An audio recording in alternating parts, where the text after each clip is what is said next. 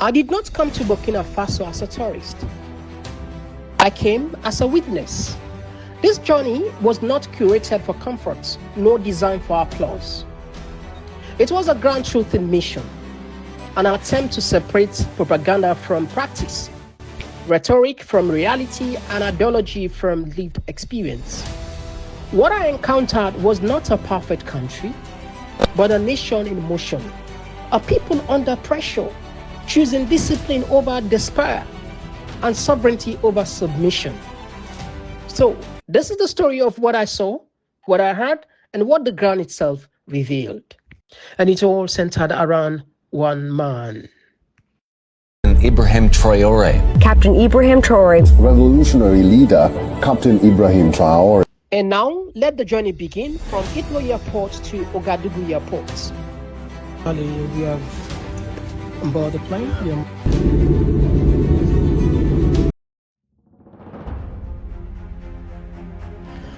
At Ouagadougou Airport, a welcome should feel warm, but too often it feels like pressure. Travelers whisper about officers leaving their posts to chase something small. Visitors feel trapped and embarrassed, and some pay just to move on. This is not hospitality. Tourism depends on trust, dignity, and professionalism.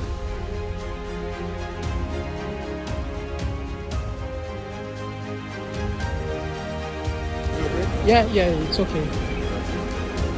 All right. You give me something. Yeah. Uh-oh. When strangers are harassed for money, our nation's image suffers and honest officers are shamed by a few bad actors. Sadly, this concern is not limited to Burkina Faso alone. Similar complaints are heard about Freetown airports in Sierra Leone. Africa deserves airports that reflect integrity, pride, and respect, where every guest is treated fairly and leaves with a story of welcome, not worry about small things. My first point of call was deliberate, symbolic, and negotiable: the Thomas Sankara Memorial Hall. You do not begin to understand modern Burkina Faso without first confronting the spirit of Sankara, the intellectual soldier who dared to imagine an Africa unshackled from dependency, corruption, and inferiority. Standing at the memorial, you do not feel history as something buried. You feel it as something unfinished. This is not just mausoleum of nostalgia. It's a living reminder that ideas cannot live assassins, and that revolution, though interrupted, are never fully extinguished. The memorial speaks quietly, but its message is uncompromising. Dignity is non-negotiable, sovereignty is earned, and patriotism is a discipline. It was the right place to begin. What you will hear next will probably shock you. So, and they will build many other things. So Sankara Towers will be built. So it will be built and it will be elevated of 87. So 87 is the symbol of the year Sankara was killed. Yes, so and the tower represent like the year. Yes, the so year. 87 tower. Yes, representing the very year that he was killed. He was killed. Yes. Wow. So and this tower will be connected to another site, the animal park, with cable cars. Yes. Animal park. Yes. Cable cars. Yes, with cable cars in order to facilitate the movement of the visitors, and also bookshop, library, workspace, museum, and many other things. This gentleman by my side was my guide, and he has been working in this memorial since July 2020. He's a nice fellow, very funny guy. Anyway, let's proceed. Before revolution, this country was called Upper Volta. It's nonsense for us. When Sankara took the power, firstly, the next year, he took the power. He decided in 1983, and then in 1984, he decided to change the name of the country, and now we are called Burkina Faso. And Burkina Faso means the land of upright men. The land of honest people. Wow. Yes. And are you honest? I'm honest. Profound, deeply honest. Yes. You can trust on me.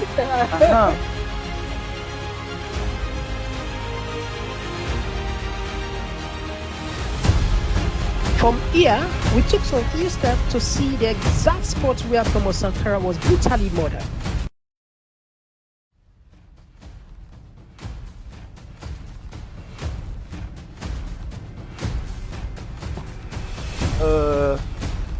Sankara was killed. Sankara fell down exactly in this So this is the spot where spot. Yes, Sankara fell down.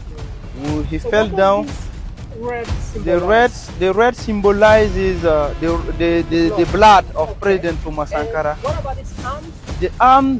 This is the courage, the revolutionary way Sankara died. Okay. So the raised arm, So yes, symbolizes, yes, yes, arm yes, still on the same way. So this is the reason why it said that the blood of heroes fertilizes the revolutionary ground. So that means that Sankara was killed here for the emancipation in order to prepare, yes, to prepare the area for the future fights. So, well, back to the topic, the animal park as well as the cable car.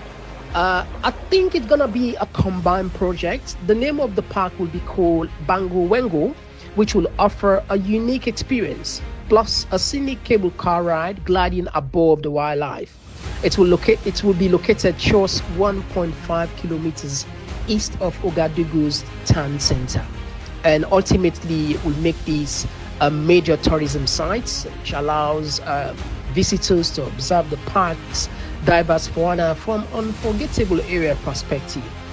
I think the cable car will provide a peaceful and panoramic view to appreciate the natural beauty and animals of this cherished Burkina destination, which will make it, of course, a must visit, attraction center for anyone exploring Ouagadougou. 5 years ago, this kind of projects are unthinkable. But it seems as if with the right kind of leadership, things are moving at an unimaginable speed. Well, I have just been informed by one of my colleagues that they are also constructing what will probably be one of the largest airports in the West African region. It's gonna be like a transnational airport. Well, I can't wait to see. Let me walk you through that step as we are about to explore, to see, to witness for ourselves.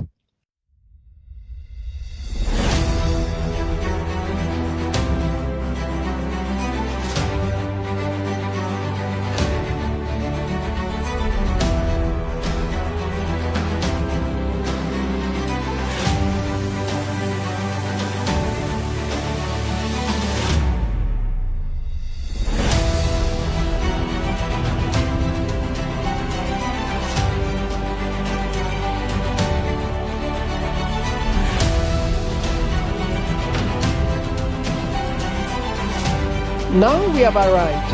This is Johnson International Airport in Burkina Faso under construction. Let's see if we can get some information from these guys.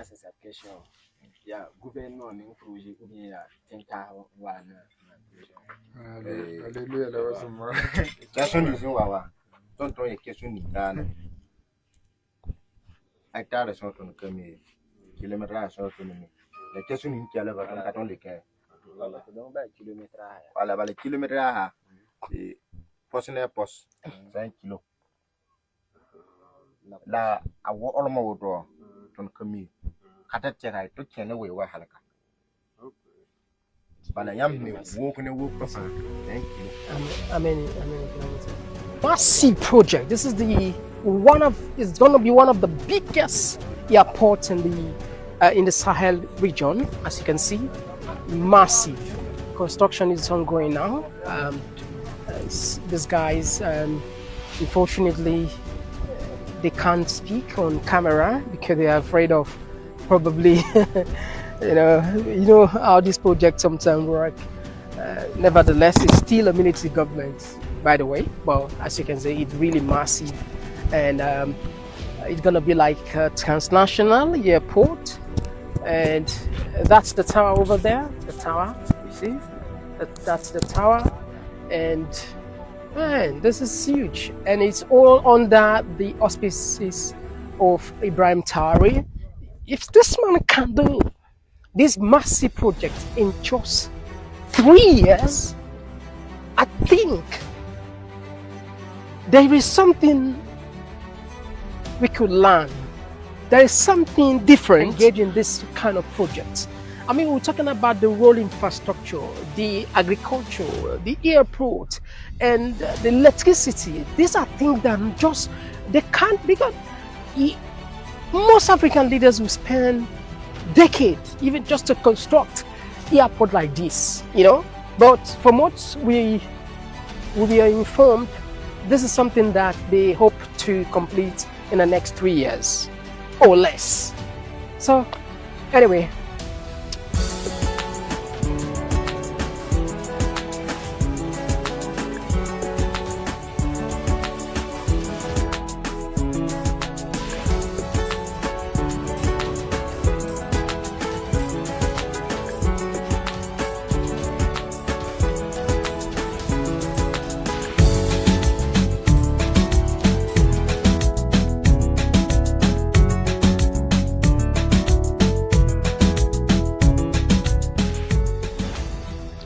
I then visited the newly refurbished National Stadium in Ouagadougou, commissioned in August 2025, completed, functional, and alive. As I walked through the facility, I could not ignore the contrast with Sierra Leone, my home country, where stadium renovations have become symbols of endless delay, recycled budgets, and unfulfilled promises. Yeah, the question was not whether it could be done, but whether it was done. And it was. This is what political will looks like when it is converted into execution. Not perfection, but completion. They say football is life, and football lovers, they will agree with me. Now let me walk you through again this other phase of our trip.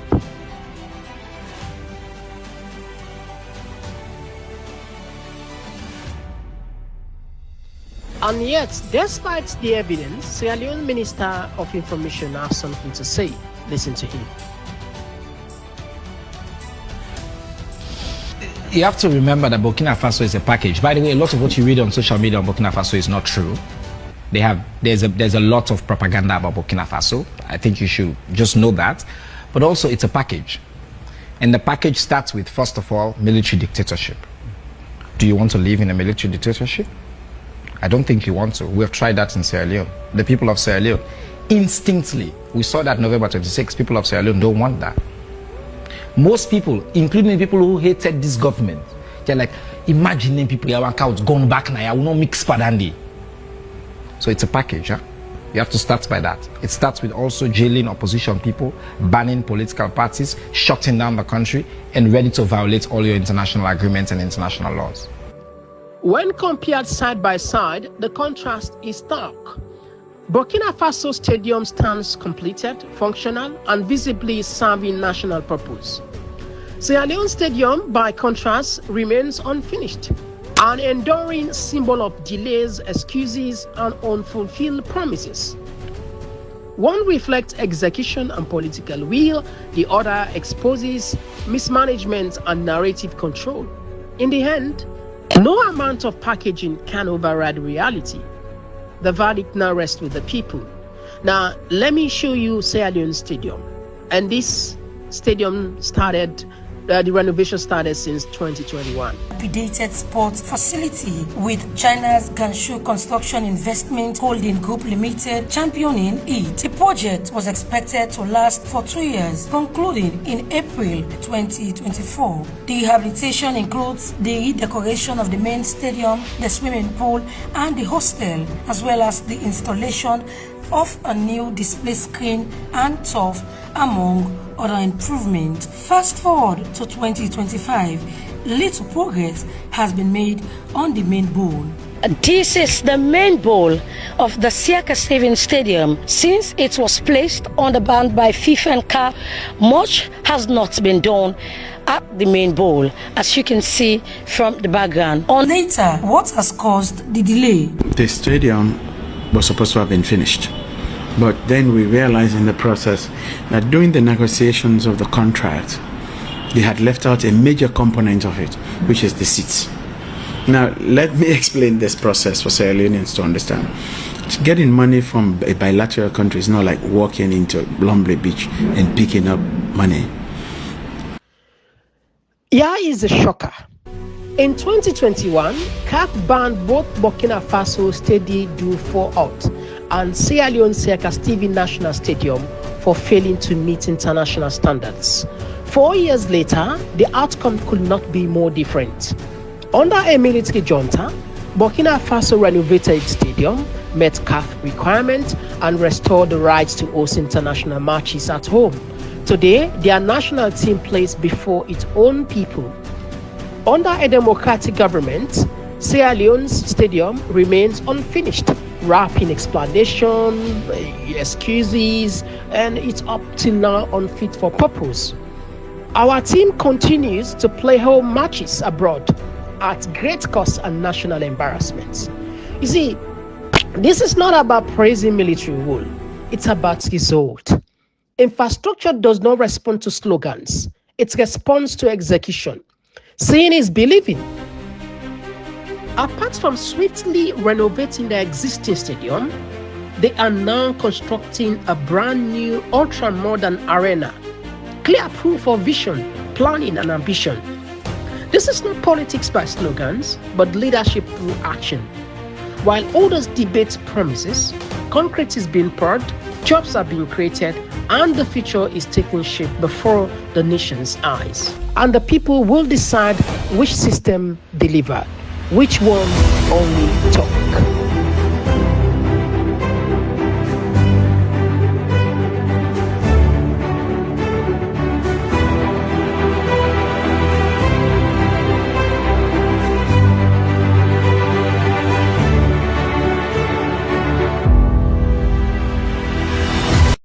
Now, enough of this glaring comparison. I think the people are now in a better position to pass a verdict. Right from here, we went to see ongoing road construction projects across Ouagadougou. Not announcements, not billboards, active work, machines moving, workers present, timelines visible. You see, roads are not just infrastructure, they are political statements, they reveal priorities. National Forward, according to what someone told. This part of the store over there, that lane has already been completed, and this other side over there has also been completed. You see, with solar power, the same thing goes to the other part of the road. Solar power pole, lights, and well, for a president to be able to do this kind of work under 3 years, it means a lot. It means vision, it means commitment, it means sincerity and the will. And it's just mind-blowing.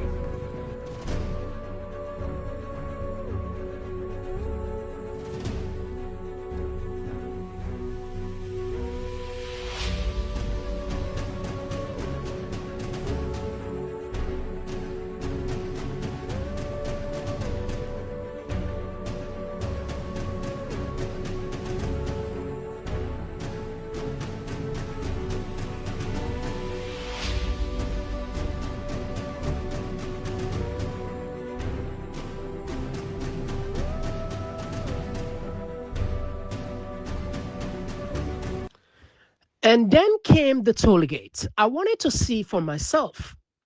You see, including my own country, Sierra Leone, many African countries, toll gates are symbols of elite extraction, poorly managed, poorly explained, and deeply resented. Here, they told a different story. Order, compliance, a visible social contract. Citizens understand why they were paying and where the money was going. Development, I observed, is not always about speed. Sometimes it's about seriousness. However, in Sierra Leone, just to make comparison between the two systems of government, the toll gates tells a troubling different story. Here, taxation has become an art of manipulation. Citizens are charged repeatedly, yet the roads remain broken, projects unfinished, and accountability largely absent. Revenue collection is aggressive, but service delivery is invisible. This is what the then minister has to say when it comes to more taxation. Is as a result of the contract that was signed in 2015 by the government of Sierra Leone and the China Railway 7th Group, which indicates that charges should be reviewed if the exchange rate increases by 10% over time. Contracts are contracts. There's a very important provision in the contract that was signed in 2015 between CRSG and the then government. Under 10.4, the 10.4 clause simply states that if the exchange rate changes by 10% over time, that should call for an automatic review of the toll gate charges. So because of what has happened in the exchange rate situation, the depreciation of the loan, we have no alternative but to really have a consideration of the toll gate charges. So no alternative but to put more pressure, more taxation. This is not development, it's extraction. You see, you cannot tax a nation out of poverty. When an already impoverished population is burdened with more levies without results, the state weakens trust, not strengthen growth. Taxation must follow productivity and transparency.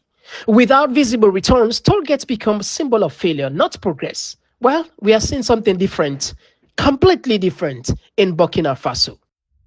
Toll stations are indeed becoming more modern, but the pricing for light vehicles remains unchanged. He can come and pay in cash. Here, he just arrives at the booth where the toll agent is located. He pays his 200, the toll is validated, and the barrier rises.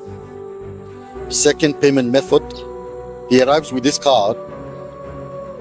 This card is the card from which the amount, the card must always be loaded in principle. And the loading can be done, as we say, either at the headquarters of the special fund or via mobile money. And as soon as he arrives, he just comes to this terminal and simply swipes the card. Information appears, his name comes up, the card number is displayed, the balance on the card is also shown, and he just takes his ticket and the barrier is automatically raised.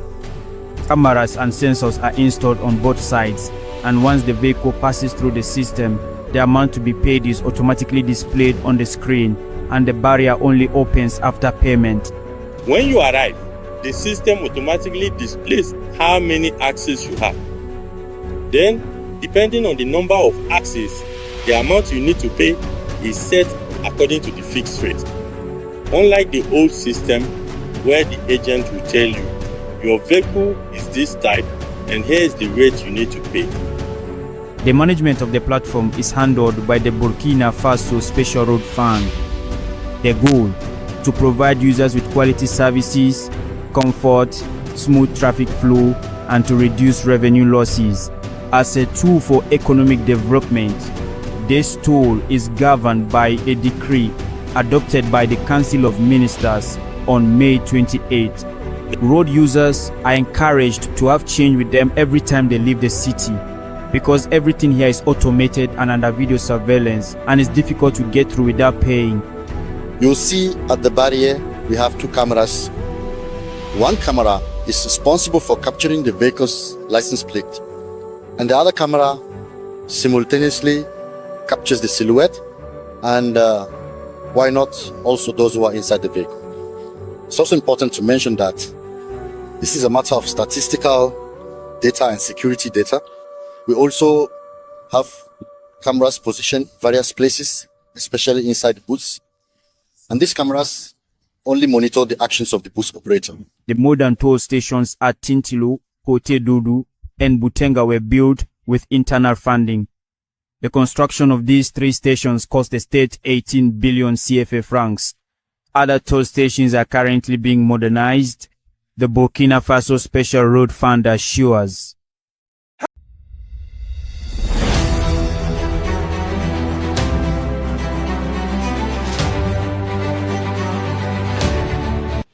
Notwithstanding what I've just saw, my eyes are hungry for more. Of course, as we know, the more the merrier. So, we attempted to visit formal mining operations, an industry that lies at the core of the country's strategic resources. In Kabori, we witnessed gold being extracted directly from the earth by the locals. This village sits atop a significant gold deposit, visible, active, and central to Burkina Faso economic recovery, or maybe some people say sovereignty debates.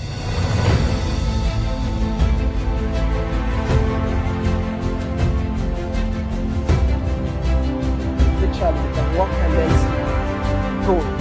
Can you imagine? This is the people. This is gold. This is gold.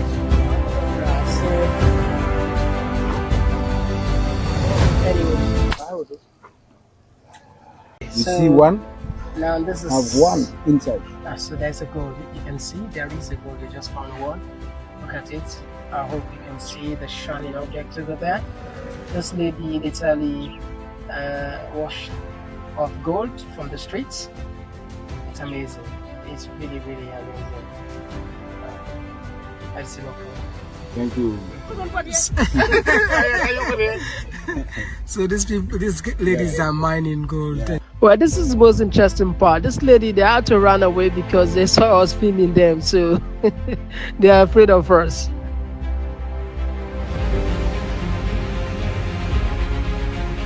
So I have to stop by and see if I can talk to these people. Perhaps I might get some gold. Who knows? In real time, our gold is being processed locally in this community.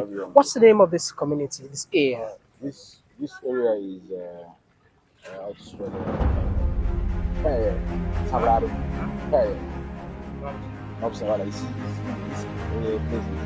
Nopse. Okay, so this place is called Nopse, and it's full of gold everywhere. We've seen people are just, washing gold from left to from right. This is why probably. Do you think this is why the French we are very reluctant to leave Burkina Faso? So you said they already bought, company already bought it. Is it the government or government already sold out? Government sell to company. So have a lot of places inside. Okay. So this is a private place, and the government act for the community. So the community can partner with foreign companies to do, and they have also their own way of getting their own small amounts of gold.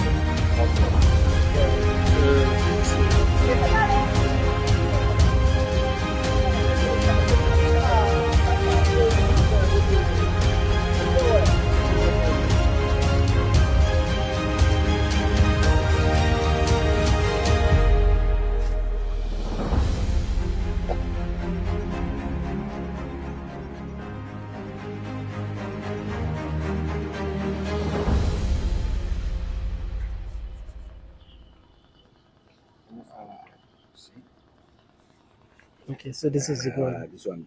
This is the gold dust. Small. So Yes. okay, Yes. I can see. Oh yeah, I can see. I see the gold dust now. This one is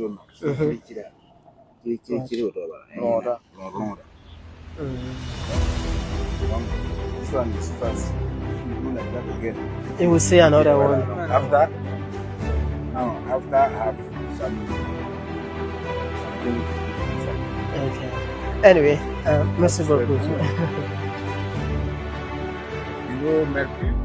Mercury. Yeah, Mercury. Yeah, Mercury. Yeah. Like that. Okay, it will shine. Yeah. Okay. See. Yeah. Incredible for us to witness in real time. Our gold is being washed, processed here locally by the people themselves, and this entire landscape we are told is full of gold. According to the gentleman over there, it said literally, if you take off this dust down there, it's full of gold. Gold everywhere. It's gold. I think we have seen a bit of what the local people in this part of the country are engaging. We were told this is where they got their daily bread, and it's quite fascinating and interesting to see things in real time for ourselves. However, we still wanted to see the large-scale mining controlled by government. We are now heading to the main mines, and we already paid for the access card. I think £85.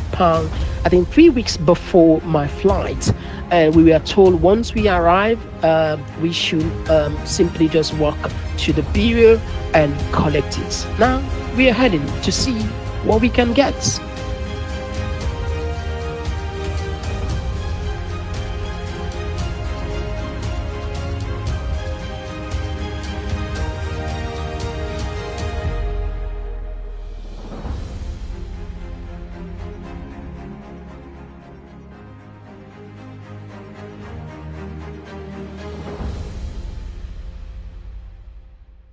Fast forward, access was denied.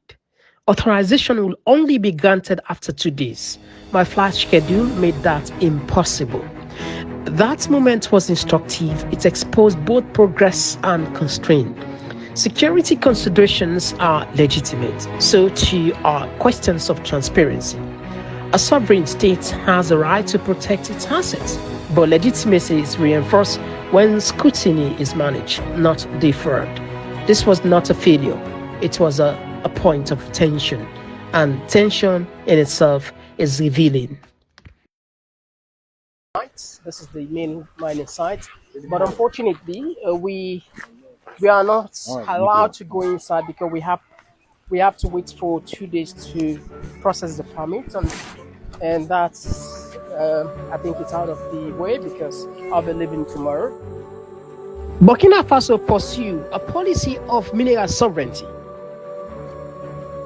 Let's be clear, Burkina Faso didn't lose control of its resources. It took them back. For decades, the country was rich in gold but poor in reality. The minerals left, the profits left, and the people were left behind. That wasn't an accident. That was a design. What changed under Captain Ibrahim Traoré wasn't the gold, it was the political will. Mining contracts were reviewed, state control increased, royalties were renegotiated, and the message was simple. Burkina Faso's resources must serve Burkinabe people first. The backlash came first. Suddenly, Western media call it dangerous, unstable, anti-democratic, but the truth they won't say. The moment an African country controls its resources, it becomes a problem. Not for its people, but for the system. This isn't isolation. This is sovereignty. Because you cannot outsource your future, you cannot rent independence, you cannot develop on permission. Burkina Faso didn't claim perfection. It set precedent, and precedent is powerful.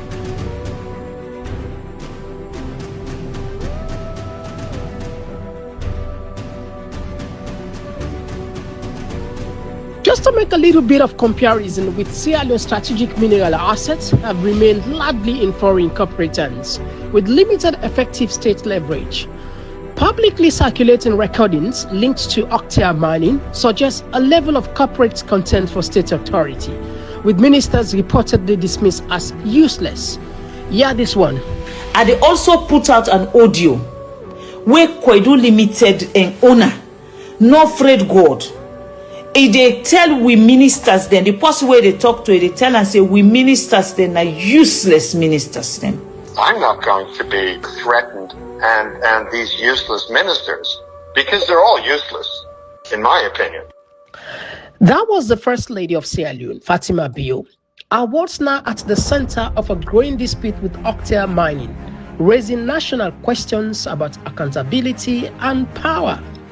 While many praise her for taking a stand, others criticize the move, citing the reported laying off of more than 1,000 workers.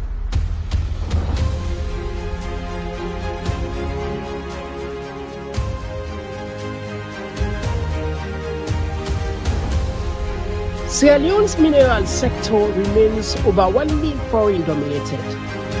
Strategic assets like diamonds, iron ore, rutile, bauxite, and gold are largely controlled by external companies operating under concessionary frameworks that limit state leverage.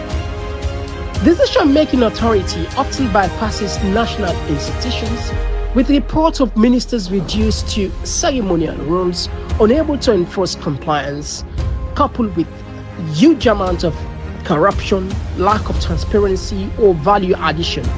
The result is weak fiscal capture, mineral beneficiation, and constrained sovereignty over national resources.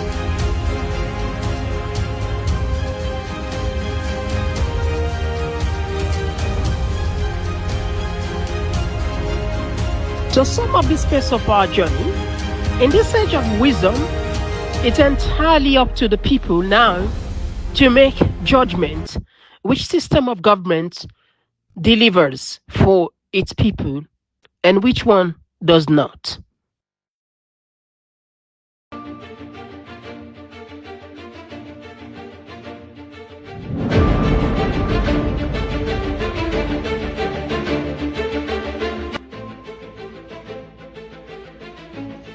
Leaving the man in sight, one truth followed me. Control in this country is not exercised only through contracts, checkpoints, or ministries. It's also upheld by belief. Perhaps the most striking encounters were with citizens sleeping on the streets. For 3 years, they have done so, not because they are homeless, but because they are guiding the presidency, voluntary, without pay.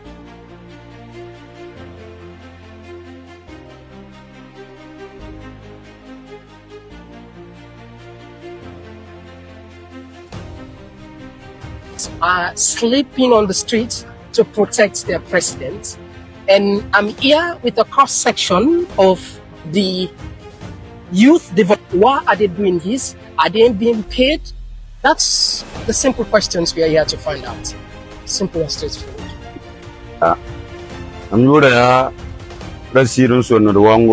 My name is Rahim. I've been part of the Citizen Guard from its beginning up to now. You asked an important question, and I acknowledge that you measure being a Sierra Leonean living in England, saying you left this land after witnessing things you believe should not exist. Once again, thank you, and you are welcome. To respond to your question, we as Africans have already suffered enough from the realities we no longer wish to live through. Africa has endured too much pain, and we refuse to return to that past. That is why we are in the streets today, supporting the homeless, the defense and security forces, and the volunteers for the defense of the homeland, so that the independence project by the captain can be fully realized. This is the reason we stand firmly behind him.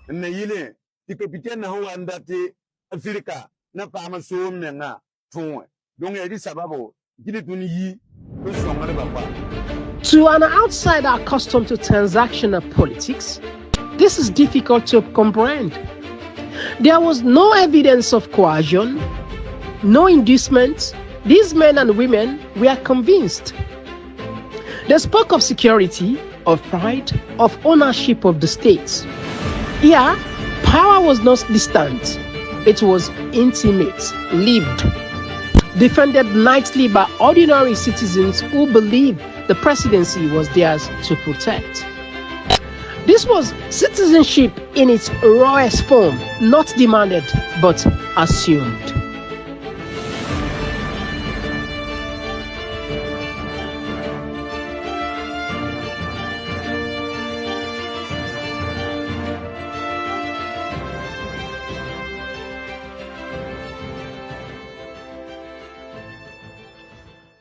After these points, we wanted to find out more what is going on with tourism, because, tourism without tourists, hope without illusion, that same conviction surfaced again, this time in quieter spaces. Burkina Faso is among the hottest countries in the world, with extreme heat that can reach dangerous levels, particularly during the dry season. The average daytime temperature could reach 30 to 35 degrees. It was crazy. I had to take off my shirt because literally I was melting inside.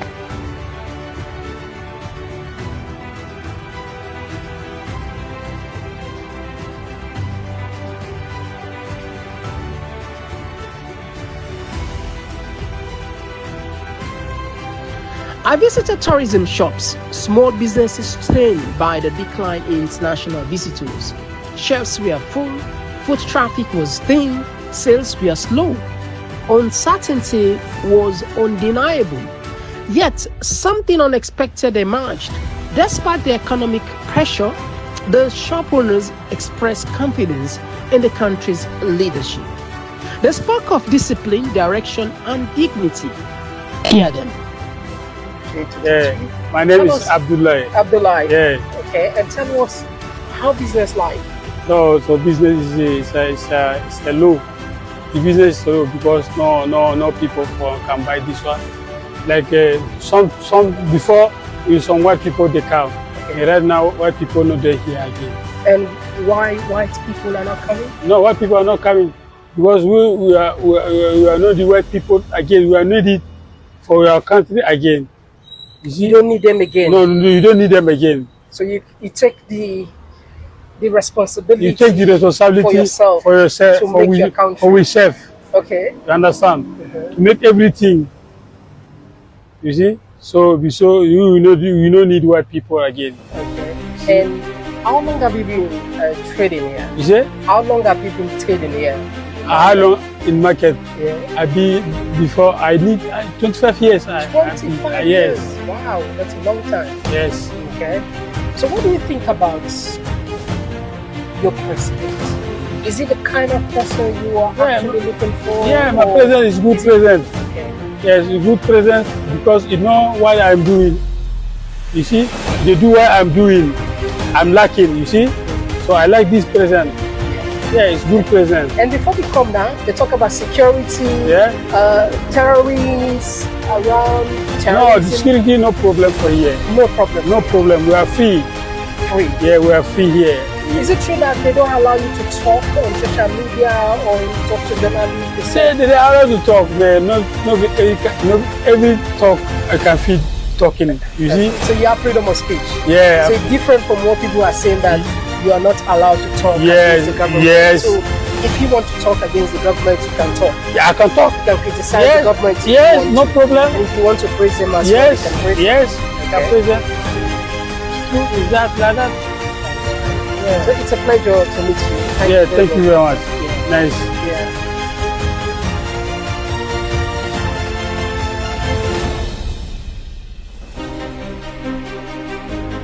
They did not deny that ship.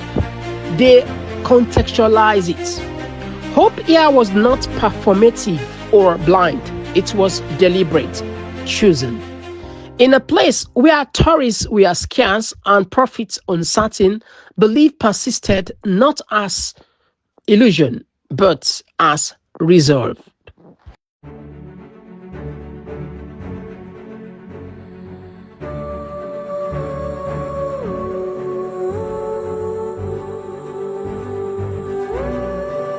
I get more customers now than before. No. Okay, all right. Go ahead. Peut-être il veut me demander si les clients viennent souvent ou bien un peu quoi.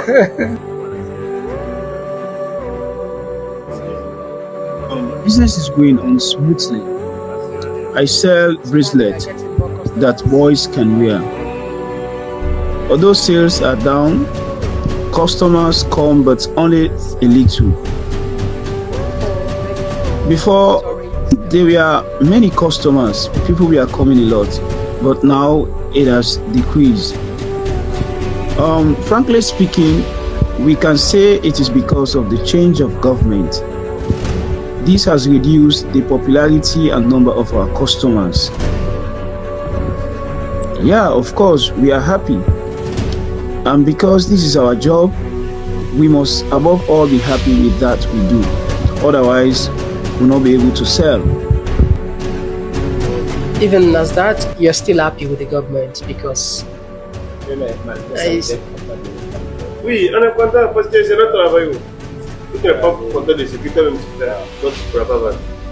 Toi-même, tu es content de ce que tu fais. Voilà, okay. Brilliant. Okay.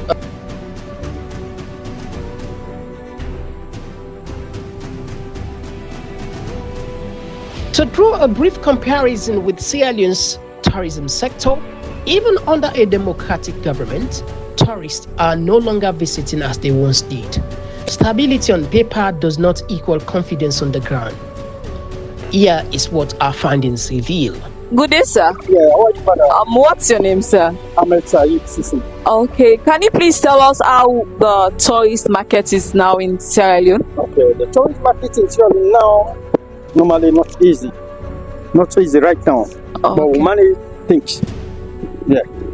So not everything is equal now than before. Okay. Yes.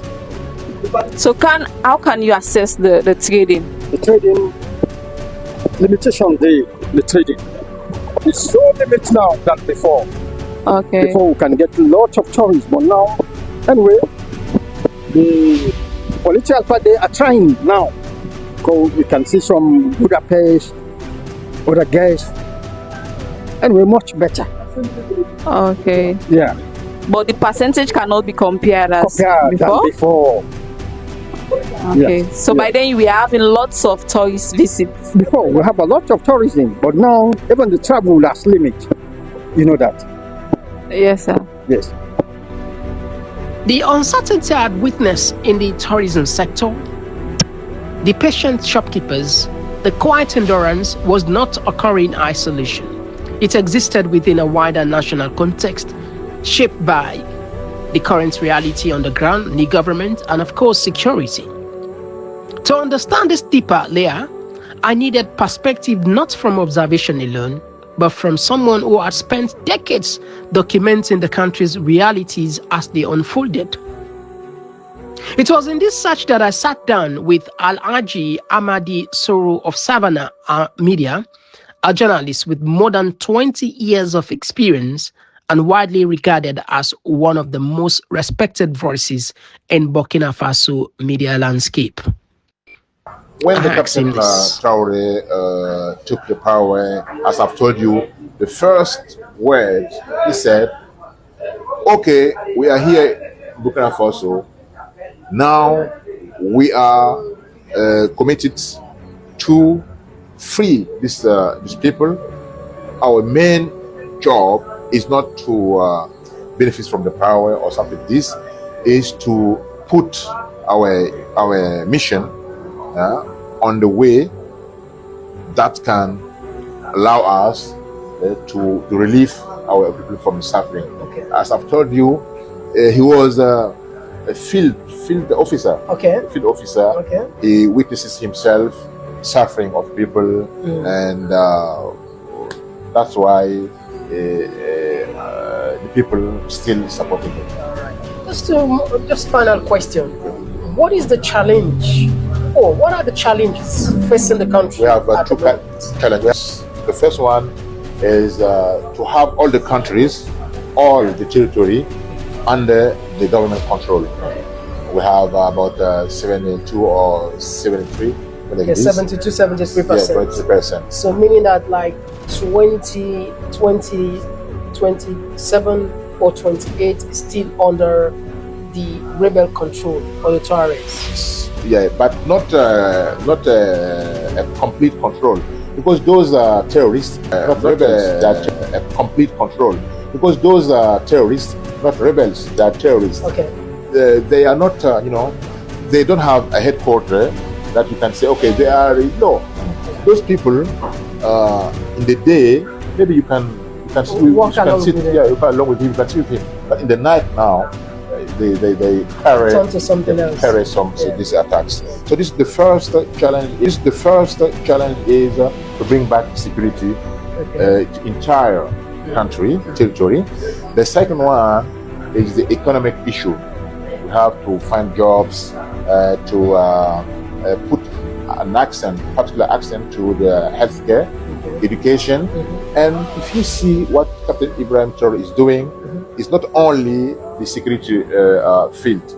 He is also investing himself in agriculture, in education, in health, and he has been, he has put a lot of equipments to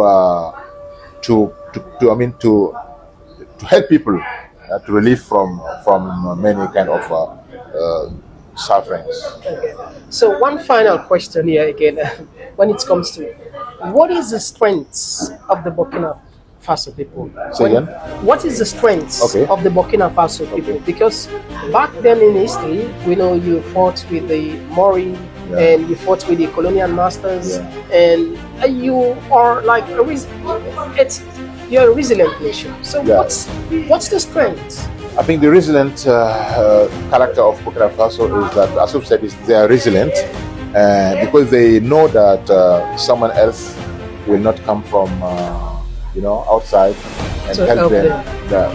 But we need to have sincere partners.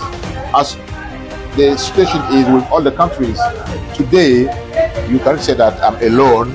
Even the big countries like UK, like France, like even the United States need some partners, because one country cannot itself do all the things. So what we need is to have those sincere partners, and also we need to work hard in order to bring all the people around one aim. Is first to liberate our country and to make it develop it and prosper. Thank you very much. It's a pleasure. It's my pleasure. Thank you very much.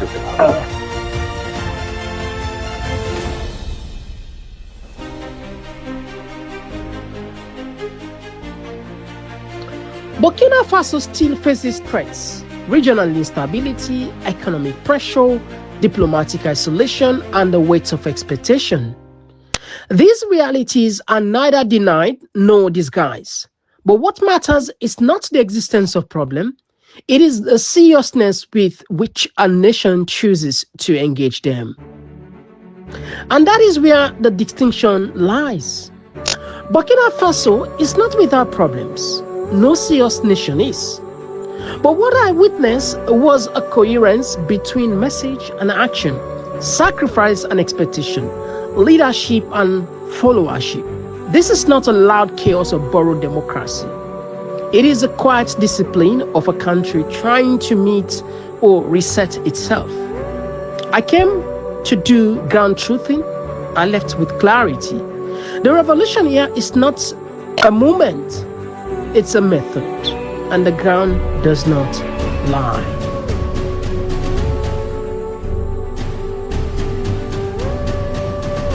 You have to start by that. It starts with also jailing opposition people, banning political parties, shutting down the country, and ready to violate all your international agreements and international laws.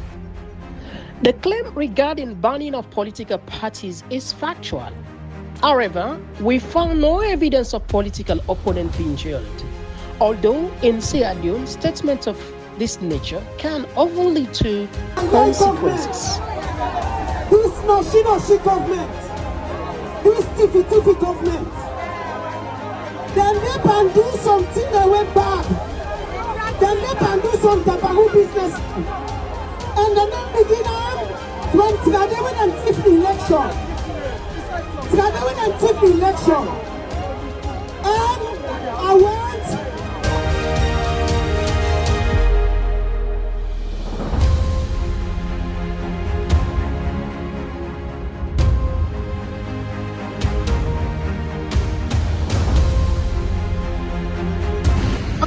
months ago, we made a promise. We came, we saw, and this is what we found. Means what it proves or disproves, it's not for us to decide. That responsibility now rests with you. Having witnessed these realities, having heard these voices, and having seen the country beyond the algorithm, the question is no longer ours, but yours. If you were to choose a system of government, which will you choose and why? Until then, this is Mr. Komon-Tok.